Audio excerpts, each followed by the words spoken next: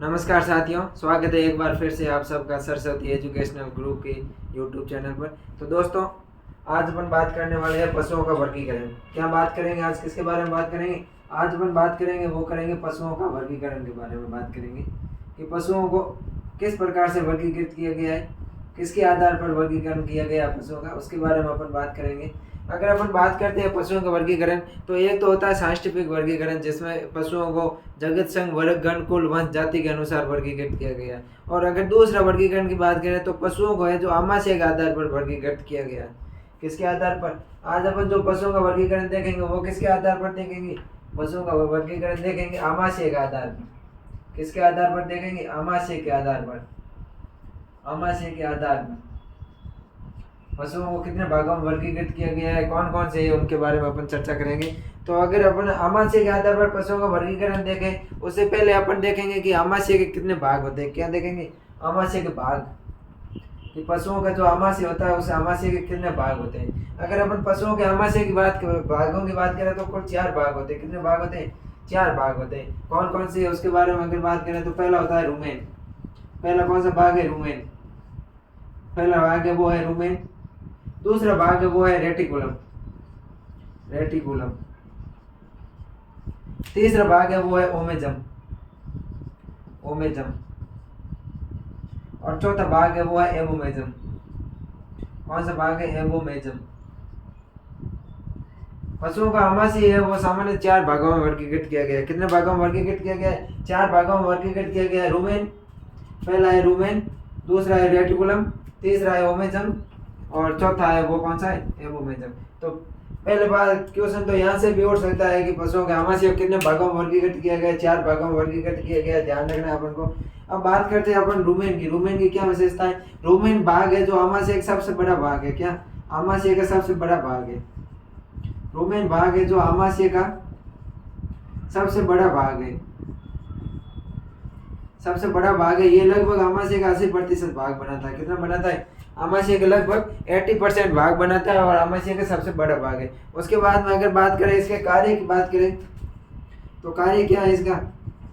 ये एक तो चारे को स्टोरेज करेगा, आहार या चारे को, आहार या चारे को क्या करता है? किण्वन करता है। क्या करता है? किण्वन करता है। दूसरा क्या करता है? स्टोरेज करता है, भंडारण करता है या संग्रहित, जिसको अपन संग्रहित बोल सकते हैं।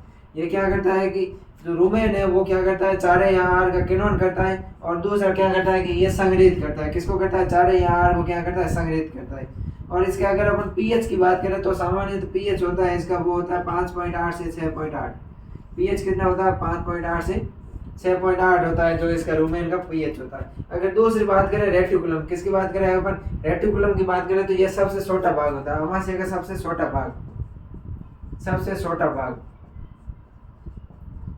ये है जो लगभग 5% बनाता है। कितना? आमाशय का है जो लगभग 5% हिस्सा है जो रेटिकुलम बनाता है, और रूमेन है वो 80% बनाता है। ये सबसे बड़ा भाग है। इसके अगर अपन आकृति की बात करें, किसकी? रेटिकुलम की आकृति की बात करें अगर, तो इसकी आकृति होती है मधुमक्खी के सत्ते के समान। हनीबी का जो सत्ता होता है उसके समान होती है, मधुमक्खी के सत्ते के समान। मधुमक्खी के सत्ते के समान होती है इसकी आकृति। सत्यनुमा आकृति होती है इसकी। मधुमक्खी के सत्यनुमा इसकी आकृति होती है। मधुमक्खी के सत्यनुमा इसकी आकृति होती है, इसलिए इसको क्या बोलते हैं? हनीकॉम्ब भी बोलते हैं। क्या बोलते हैं? हनीकॉम्ब। क्वेश्चन आ सकता है कि पशुओं के आमाशय के किस भाग को हनीकॉम्ब कहा जाता है? तो हनीकॉम्ब कौन से भाग को कहेंगे? रेटिकुलम को कहेंगे। ये जो रेटिकुलम है इसकी आकृति कैसी होती है? मधुमक्खी के सत्ते के समान होती है, इसलिए इसको क्या कहते हैं? हनीकॉम्ब कहते हैं। और जो इसके कार्य है वो है कि अनावश्यक पदार्थों को आगे जाने से रोकता है। क्या करता है? अनावश्यक पदार्थों को आगे जाने से रोकता है। अनावश्यक पदार्थों का आगे जाने से रोकता है।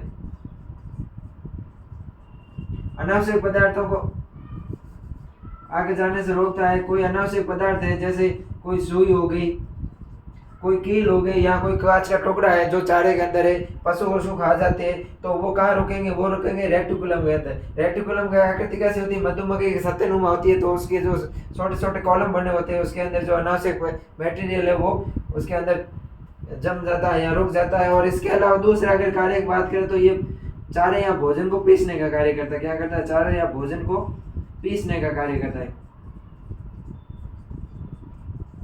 जो चारा या भोजन है उसको पीसने का कार्य करता है और उसके अलावा अनावश्यक पदार्थों को आगे जाने से रोकता है। अनावश्यक पदार्थ जैसे कांच का टुकड़ा हो गया या कोई कील वगैरह हो गई तो वो होता है। उसके बाद में अगर बात करें अपन ओमेजम, किसकी बात करें? ओमेजम। ओमेजम में जो आमाशय लगभग 7 से 8% भाग बनाता है। कितना बनाता है? 7 से 8% भाग बनाता है। और जो ओमेजम का कार्य है वो अतिरिक्त जल का, इसकी आकृति है वो अंडाकार होती है। कैसी होती है? आकृति की बात करें अपन पहले, तो आकृति होती है वो अंडाकार होती है। कैसी होती है? आकृति अंडाकार होती है। किसकी? ओमेजम की आकृति है वो कैसी होती है? अंडाकार होती है। और अगर इसके अपन कार्य की बात करें तो कार्य का होता है कि जो अनावश्यक जल होता है, जो अतिरिक्त जल होता है उसका क्या करता है? अवशोषण करता है। तो अतिरिक्त जल का अवशोषण, अतिरिक्त जल का अवशोषण, जल का क्या करता है? अवशोषण करता है। और चौथा भाग है एबोमेजम। ये भी लगभग आमाशय के 7 से 8% भाग बनाता है। एबोमेजम है ये भी आमाशय के लगभग 7 से 8% हिस्सा बनाता है। पहले अपन इन तीनों को देख लेते हैं दोबारा। रुमेन की बात करें तो सबसे बड़ा भाग है और 80% बनाता है। कितना बनाता है? 80% हिस्सा है जो आमाशय का कौन बनाता है? रुमेन बनाता है। उसके बाद में अगर अपन रुमेन के कार्य की बात करें तो ये भोजन या चारे का जो क्या करता है? किण्वन करता है। क्या करता है? आहार या चारे का किण्वन करता है। उसके अलावा आहार या चारे को संग्रहित भी करता है। अगर इसके पीएच की बात करें तो रुमेन का जो पीएच है वो 5.8 से 6.8 होता है। दूसरा है रेटिकुलम। रेटिकुलम है जो आमाशय के सबसे छोटा भाग है और ये 5% हिस्सा बनाता है। इसकी आकृति होती है मधुमक्खी के छत्ते नुमा होती है, मधुमक्खी के छत्ते जैसी होती है। और ये जो आकृति है जो इसकी मधुमक्खी के छत्ते के समान होती है, जो हनीकॉम्ब का जो सत्ता होता है उसके समान होती है, इसलिए इसको हनीकॉम्ब भी कहा जाता है। उसके बाद अगर इसके कार्य की बात करें अपन रेटिकुलम की, तो अनावश्यक पदार्थों को आगे जाने से रोकता है और भोजन को क्या करता है? पीसने का कार्य करता है। उसके बाद में अपन ने देखा ओमेजम। ओमेजम जैसे कि नाम से ही पता चल रहा है ओमेजम। ओमेजम तो आकृति कैसी हो गई? अंडाकार हो गई। आमाशय कितना भाग बनाता है? 7 से 8% हिस्सा है। और कार्य है कि अतिरिक्त जल का अवशोषण। पशुओं के अंदर जो अतिरिक्त जल होता है उसका अवशोषण करने का कार्य कौन करता है? ओमेजम। क्वेश्चन अगर आ जाए कि पशुओं में अतिरिक्त जल का अवशोषण कौन करता है तो ओमेजम करता है। अब अपन देखते हैं एबोमेजम। एबोमेजम है जिसको अपन सत्य आमाशय भी कहते हैं, क्योंकि ये सत्य आमाशय इसलिए कहते हैं इसको क्योंकि जो एबोमेजम है इससे पाचक रस एंजाइमों का स्त्राव होता है जो भोजन को पाचन करने में सहायक होते हैं। चौथा भाग का कौन सा है? एबोमेजम। चौथा पार्ट है वो है एबोमेजम। एबोमेजम, ये जो एबोमेजम है इसको सत्य आमाशय भी कहते हैं। क्या कहते हैं? सत्य आमाशय। एबोमेजम को सत्य आमाशय भी कहते हैं। इसको सत्य आमाशय या वास्तविक आमाशय या ट्रू स्टोमच बोलते हैं। वास्तविक, अगर ट्रू है स्टोमच भी बोलते हैं। ट्रू स्टोमच, सत्य आमाशय, वास्तविक आमाशय इसको कहा जाता है। क्यों कहते हैं? क्योंकि इसका जो कार्य है वो है भोजन को पाचन करना। कार्य क्या है इसका? कार्य है ये कितना भाग बनाता है तो मैंने पहले बता दिया था 7 से 8% हिस्सा बनाता है। जो आमाशय है कुल आमाशय के 7 से 8% भाग कौन बनाता है? एबोमेजम। अगर इसके कार्य की बात करें तो कार्य है भोजन का पाचन करना। क्या करना? भोजन का पाचन। जो भोजन का पाचन है वो किसमें होगा? एबोमेजम में होगा। तथा पाचक रस एंजाइमों को क्या करता है? स्त्राव करता है। पाचक रस एंजाइम, पाचक रस एंजाइमों का स्त्रावन।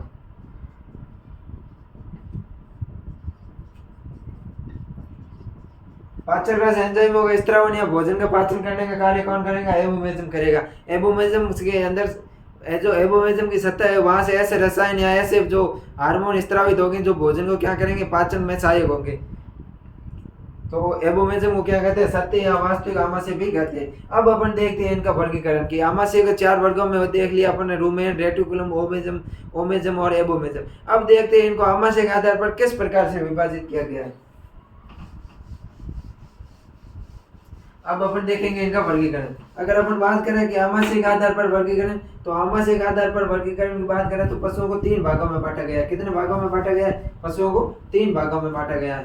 पहले है जो रोमंती पशु आएंगे, रूमिनेट्स आएंगे। दूसरे है जो नॉन रूमिनेट्स या अरोमंती पशु बोलते हैं जिसको, और तीसरे है वो है सूडो रोमिनेट्स या आवासी रोमंती पशु। पहले पशु कौन से? रोमंती पशु। रोमंती पशु, रोमंती पशु जिसको रूमिनेट्स भी बोलते हैं। क्या बोलते हैं? रूमिनेट्स, रोमंती या रूमिनेट्स। दूसरे पशु है वो है अरोमंथी पशु, अरोमंथी पशु, जिसको स्यूडो रूमिनेट्स भी बोलते, क्या बोलते, अरोमंथी को नॉन रूमिनेट्स भी बोलते, क्या बोलते हैं, नॉन रूमिनेट्स, नॉन रूमिनेट्स। और जो तीसरे वो है आभासी रोमंथी पशु, तीसरे है आभासी रोमंथी पशु, आभासी रोमंथी पशु। आभासी रोमंथी को स्यूडो रूमिनेट्स भी बोलते हैं, स्यूडो रूमिनेट्स। अपन को इंग्लिश में याद रखना है क्योंकि इंग्लिश में ज्यादा पूछा जाता है, तो अपन को याद करना है तो रूमिनेट्स, नॉन रूमिनेट्स और स्यूडो रूमिनेट्स, यानी कि रोमंथी, अरोमंथी और आभासी रोमंथी। अब बात करते हैं अपन रोमंथी पशुओं की। रूमिनेट्स पशु कौन कौन से होते हैं उनके बारे में अगर अपन बात करें तो रूमिनेट्स पशु वे होते हैं तो जुगाली करते हैं। ये पशु क्या करते हैं, जुगाली करते हैं, ये पशु जुगाली करते हैं, ध्यान रखना। ये जो जुगाली करने वाले पशु है वो रोमंथी पशु होते हैं। इसके अलावा इन पशुओं का खुर है वो पूर्ण रूप में दो भागों में विभाजित होता है। इन पशुओं का खुर, इन पशुओं का खुर है जो दो समान भागों में वर्गीकृत होता है, दो समान भागों में, दो समान भागों में क्या होता है, वर्गीकृत होता है, वर्गीकृत होता है। तो अपन को ध्यान रखना है रोमंथी पशु है, रोमंथी पशु जुगाली करते हैं। इसके अलावा रोमंथी पशु का खुर है जो दो समान भागों में विभाजित होता है। और अगर अपन बात करें इसमें तो इसके में जो आमाशय है, आमाशय के चारों भाग रूमेन, रेटिकुलम, ओमेजम और एबोमेजम चारों भाग पाए जाते हैं। जो आमाशय है, आमाशय के चारों भाग उपस्थित, चारों भाग पाए जाते हैं इसमें। चारों भाग कौन कौन से, तो अपन ने पहली बात की थी रूमेन, दूसरा है रेटिकुलम, तीसरा ओमेजम और चौथा एबोमेजम। ये चारों भाग है जो इसमें पाए जाते हैं। अब अगर अपन एग्जांपल की बात करें तो गाय, जुगाली करने वाले पशु कौन से, सारे जुगाली करने वाले पशु रोमंथी पशु नहीं होते हैं क्योंकि जो स्यूडो रूमिनेट्स है ये भी जुगाली करते हैं। लेकिन इसमें दो बातों का अपन को ध्यान रखना है, एक तो जुगाली करेंगे, उसके अलावा इन पशुओं का खुर है जो दो समान भागों में विभक्त होगा। एग्जांपल देखें तो गाय, भैंस, भेड़, बकरी और उसके अलावा है रोजरा जिसको नील गाय बोलते हैं, नील गाय और एक जिराफ। गाय, भैंस, भेड़, बकरी, नील गाय और जिराफ, रोजरा जिसको कहते हैं अपन, ये है रोमंथी पशु। अब अपन देखते हैं अरोमंथी पशु जिसको क्या बोलते हैं, नॉन रूमिनेट्स पशु। ये जुगाली नहीं करते, क्या ये जुगाली नहीं करते, ये जुगाली नहीं करते, ध्यान रखना है। नॉन रूमिनेट्स पशु है ये कभी भी जुगाली नहीं करते। इसके अलावा इसमें जो आमाशय है वो आमाशय का एक ही भाग पाया जाता है, रूमेन। कौन सा भाग पाया जाता है, आमाशय का एक ही भाग रूमेन है जो पाया जाता है, ये अपन को ध्यान रखना है। इनका खुर है वो दो भागों में विभक्त नहीं होता है, ये भी ध्यान रखना है। इनका खुर दो भागों में विभक्त नहीं, इनका खुर दो भागों में विभक्त नहीं रहता है, यानी कि इनका खुर है जो दो भागों में पूर्ण रूप से विभक्त नहीं होता है। इसमें जो आमाशय का है एक ही भाग उपस्थित रहता है जिसको क्या बोलते हैं, रूमेन बोलते हैं, रूमेन उपस्थित रहता है। इसमें क्या रहता है, रूमेन उपस्थित। अब अगर अपन बात करें एग्जाम्पल की तो एग्जाम्पल है घोड़ा, गधा, बंदर, ये क्या है इसके एग्जाम्पल है। एक कुत्ता और बिल्ली, ये थे दो थे रोमंथी पशु और अरोमंथी पशु हो गए। आभासी रोमंथी अपन आगे बढ़ेंगे। तो रोमंथी पशु में क्या ध्यान रखना है कि ये पशु जुगाली करते हैं, इनके खुर दो समान भागों में पूर्ण रूप से विभक्त होते हैं, आमाशय का चारों भाग उपस्थित रहते हैं। और इसका उदाहरण है गाय, भैंस, भेड़, बकरी, जिराफ और नील गाय। उसके बाद में अरोमंथी पशु जिसको नॉन रूमिनेट्स बोलते हैं, ये भी जुगाली नहीं करते और इनका खुर है जो दो भागों में विभक्त नहीं होता है। इसका एग्जाम्पल है घोड़ा, गधा, बंदर, कुत्ता और बिल्ली। अब तीसरा है आभासी रोमंथी पशु। तीसरे कौन से, आभासी रोमंथी पशु, आभासी रोमंथी पशु, आभासी रोमंथी जिसको क्या बोलते हैं, स्यूडो रूमिनेट्स बोलते हैं। क्या बोलते हैं, स्यूडो रूमिनेट्स, स्यूडो रूमिनेट्स।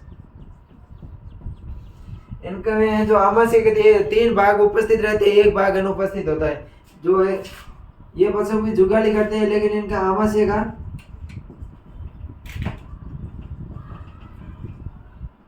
इनमें आमाशय का जो ओमेजम भाग होता है ना, ओमेजम भाग रहता है वो अनुपस्थित रहता है, ये ध्यान रखना। ओमेजम भाग है जो अनुपस्थित रहता है। रूमेन रेटिकुलम और वेबोमेजम है जो उपस्थित रहते हैं, और ओमेजम भाग अनुपस्थित रहता है, ये ध्यान रखना। क्वेश्चन आ सकता है कि स्यूडो रूमिनेट्स में कौन सा आमाशय भाग है जो नहीं पाया जाता है, तो ओमेजम नहीं पाया जाता है। उसके अलावा ओमेजम का कार्य क्या है? ओमेजम का कार्य है कि जो अतिरिक्त पानी होता है उसका अवशोषण करना। तो एग्जाम्पल की बात करें तो एग्जाम्पल होगा इसमें ऊंट। क्या होगा? ऊंट। ऊंट अपन को पता है मरुस्थल में रहता है, यहाँ पर पानी अतिरिक्त क्या पीने लायक भी नहीं मिलता है उसको। तो अतिरिक्त पानी का अवशोषण, अगर अतिरिक्त पानी इसके अंदर होगा ही नहीं तो अतिरिक्त पानी का अवशोषण करने की क्या जरूरत रहेगी। तो इसमें अंदर है जो ओमेजम अनुपस्थित रहता है। उसके अलावा एक हिप्पो होता है जो ठंडे इलाकों में पाया जाता है, हिप्पो या लामा, इनमें भी है जो ओमेजम अनुपस्थित होता है। ये भी पशु क्या है? स्यूडो रूमिनेट्स होते हैं, आभासी रोमंदी होती है। इनके खुर है जो 2 पूर्ण भागों में नहीं विभक्त होते, 2 आभासी भागों में विभक्त होते, पूर्ण रूप से इनके खुर है जो विभक्त नहीं होते, ये भी जुगाली करते हैं। तो आज दोस्तों अपन ने पढ़ा था पशुओं का आमाशय के आधार पर वर्गीकरण। अपन ने इसमें देखा कि पशुओं का आमाशय है, इसको 4 भागों में बांटा गया है, और इसके आधार पर है पशुओं को 3 भागों में विभक्त किया गया है, रूमिनेट्स, नॉन रूमिनेट्स और स्यूडो रूमिनेट्स। जिसमें रूमिनेट्स में आमाशय के 4 भाग पाए जाते हैं। नॉन रूमिनेट्स है जो अरोमंती पशु है, इसमें एक रूमेन ही पाया जाता है, और जो आभासी रोमंती है इसमें ओमेजम है जो अनुपस्थित होता है। तो आज वीडियो देखने के लिए बहुत बहुत धन्यवाद।